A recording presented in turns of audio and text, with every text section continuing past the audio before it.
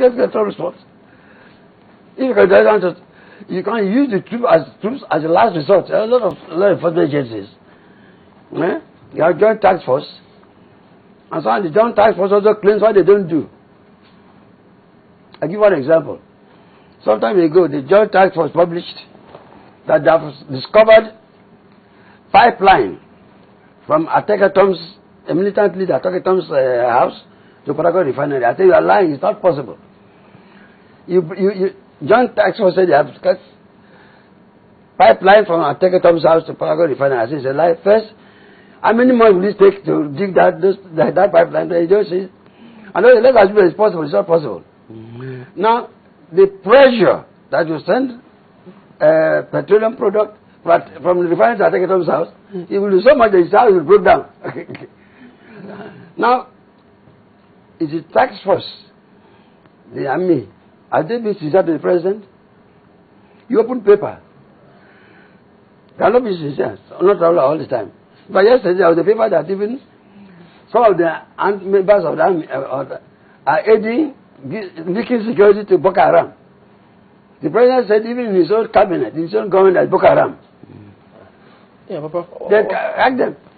In short, the state of emergency will not solve the issue. Let's come back to this pipeline which you talked about. I mean, why is it difficult for us to deploy technology in monitoring our pipeline and securing our pipelines? Because we don't want to use technologies. We need. Why do you give militants hundreds of millions to get pipelines? Have they been able to do it? There's a particular militant that claims he has 40,000 people. And I know that he hasn't got 40 people with him. He hasn't got 40 people with him. And by saying that, he got hundreds of millions. He never monitored 1 inch of pipeline. He used the money to build, buy property in Dubai, South Africa, all over the place. He used the money to decide those that are following him left him. So he has no more followers, but it's still bears the name militant. I don't know. How were you able to curtail the excesses of pipeline vandals while you were Minister of Petroleum? Pipeline vandalism, how were you able to, I don't want to say. Whenever I did, it's not because I was one. Look,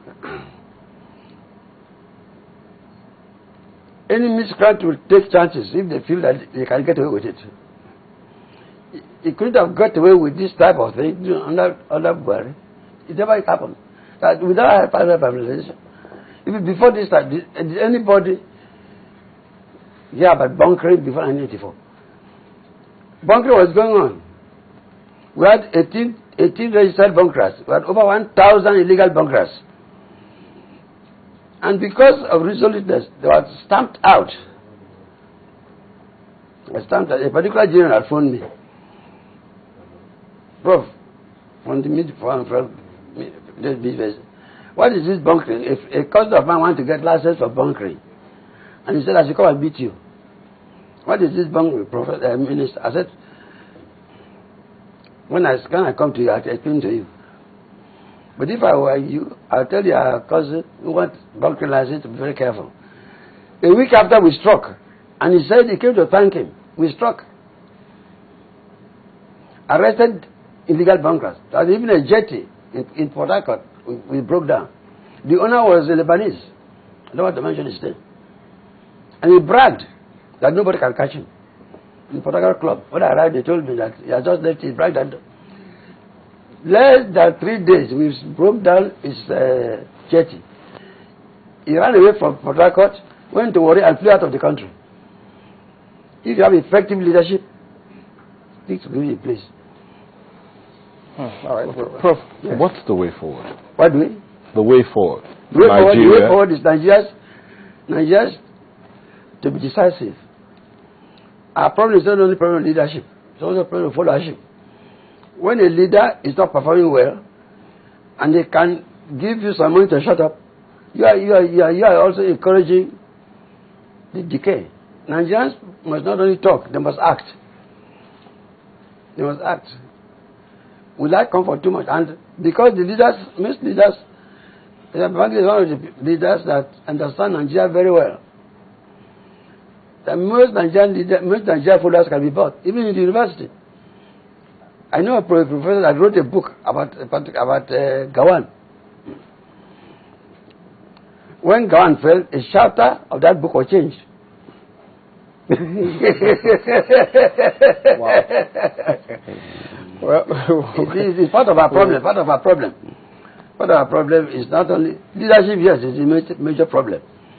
Good leadership will inspire good followership, but the followership that goes to sleep and wake up to stay here, no, they can buy. Many people can be bought and shut up. How many Nigerians can stand 10 millions plus of others? No, at every level. So, and the leaders know this, that Nigerians can be bought, they're sellable, cheap commodities. All right, we have to let it go here. Thank you very much indeed for coming up this morning. Professor Tam David West, former Minister of Petroleum. We'll return in just a moment here, so please join us again. It's a sharp pain. Some might even say it's a shocking pain, and it's usually caused by hot, cold drinks. It definitely affects the quality of life. The treatment for tooth sensitivity can be very simple. Brushing with Sensodyne twice daily will give you long-lasting protection from tooth sensitivity. Sensodyne works inside the tooth and it soothes the nerve, and then the patient will have a relief of their pain. Sensodyne can be used every day. You don't have to use another toothpaste. For me to have a toothpaste that solves that problem so simply is what I like about Sensodyne. What do you think of when you mix spicy pepper with chicken? That sounds delicious. Chicken pepper? And what do you get when you add Indomie to pepper chicken? So when you add Indomie to pepper chicken or cook them together? Indomie pepper chicken, Abi. That was what I was going to say. You get Indomie pepper chicken. Same to my guy, Yana Beg. And how does Indomie pepper chicken taste? Oh, great. Superb. Spicy. Indomie pepper chicken. Get it while it's hot.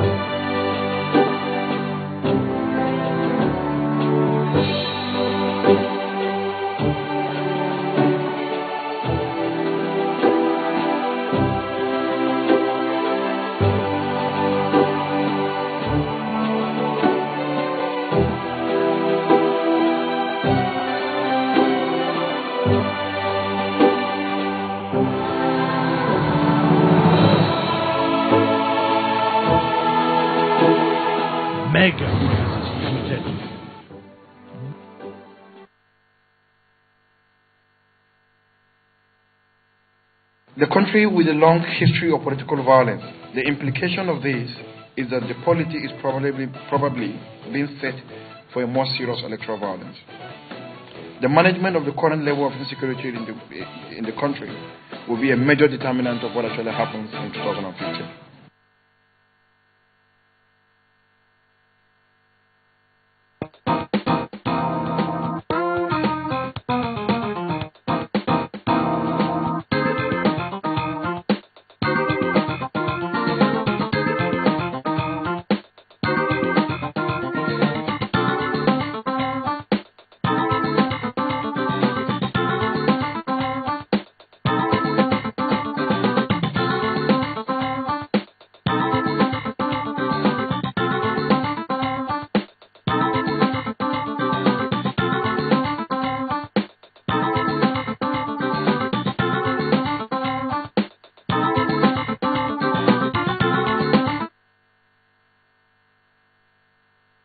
It should be a two-pronged approach, looking at addressing the violence and looking at addressing the root causes of the violence, and looking at more citizens having stake in the development of their community, such that they are the first to defend the security because they have every interest in keeping the society stable.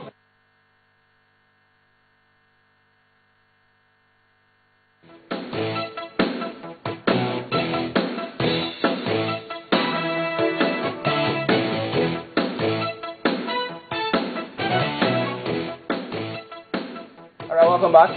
We're focusing on the environment.